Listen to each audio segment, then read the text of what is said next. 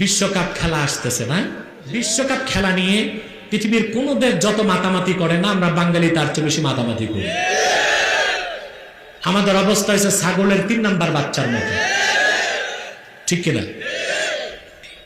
ওরা খেলে, ওরা ট্রফি পায়, আমরা ঘুম হারাম করে স্কুল কলেজ বাদ দিয়া বিশ্বকাপ খেলা যেই দিন জুমার দিন, ওই দিন জুমার নামাজ পড়তে আসে না। এইরকম খেলা দেখা হারাম, নাজায়েজ। 2, বাংলাদেশের পতাকা 16 ডিসেম্বরে উঠায় না, 26শে মার্চ উঠায় না, কিন্তু কাফের মুশরিকদের দেশের পতাকা টাঙ্গায় রাখে।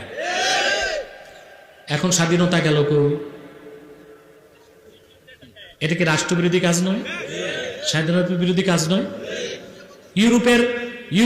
আপনি ইউরোপের অনেক পতাকায় ক্রুশের চিহ্ন আছে। কিসের? যেমন সুইজারল্যান্ডের পতাকায় ক্রুশের চিহ্ন আছে। ক্রুশ হচ্ছে শিরকের প্রতীক। ক্রুশ আঁকা, অঙ্কন করা, ক্রুশ হাতে রাখা সব হারাম এবং শিরকের দিকে নিয়ে যায় মানুষকে। অথচ আপনারা ক্রুশের পতাকাটা টাঙ্গায় দিচ্ছেন। অমুসলিমদের পতাকা এইভাবে উত্তোলন করা, এটা হচ্ছে একটি মুসলিম রাষ্ট্রের অবমাননা, স্বাধীনতার অবমাননা, সার্বভৌমত্বের অবমাননা। এইরকম পতাকাগুলো তুলবেন না। মন চাইলে দেশের পতাকা টাঙ্গায় রেখে